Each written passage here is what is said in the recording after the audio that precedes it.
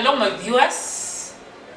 Today I want to talk to parents and guardians. If you know you have children, if you know that you have teens and preteens, just give me 2 or 3 of your minutes. So now, there are some parents who are taking their children to boarding schools when they are way too young. Can you imagine a child being taken to a boarding school when they are in grade 4? When they are 9 years old? That is too young. What do these children know? They do not know anything. And when they go to primary boarding schools when they are this young, that's why they are taught things like lesbianism and things like homosexuality if they are boys. So parents, let us look at this. Let us not expose our children to some of these things.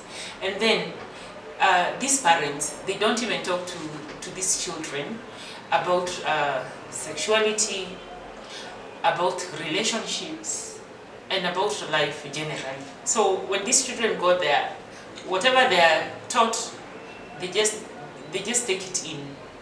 So when these children leave boarding primary, they now proceed to boarding secondary schools. So when they go to boarding secondary schools, because they have mastered things like lesbianism and homosexuality, so they are the people who initiate others to this behavior.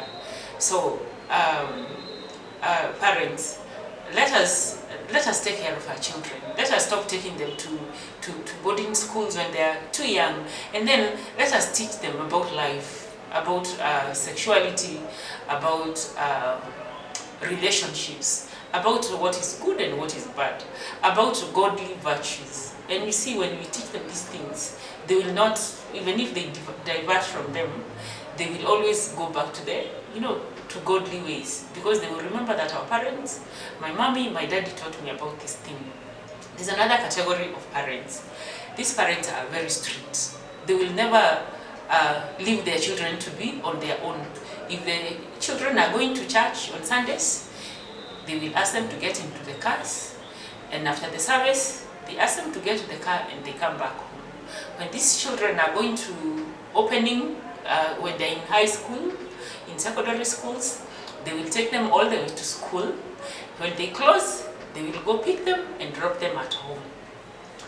And at the same time, they're not teaching them about life. They're not telling them about sexuality. They're not telling them about being responsible. They're not telling them about relationships. So what happens to these children when they clear fourth form and now they go to campus and to colleges? What happens is there's a lot of freedom in campus and college. Remember, as a parent and as a guardian, you do not accompany them there. You don't stay with them there. So when they're there, they get their peers. And their peers teach them things like alcoholism, things like, that's why they go to discos and dance all night long. Some even abscond classes. Others, because probably they are at home, they are used to getting good things, and whatever they need is at their service. They do not have enough pocket money. So now, because they want quick money, they start having sex with married men if they are ladies. And if they are boys, they start moving with married women for money and for other favors. And therefore, parents, let us be very keen on our children.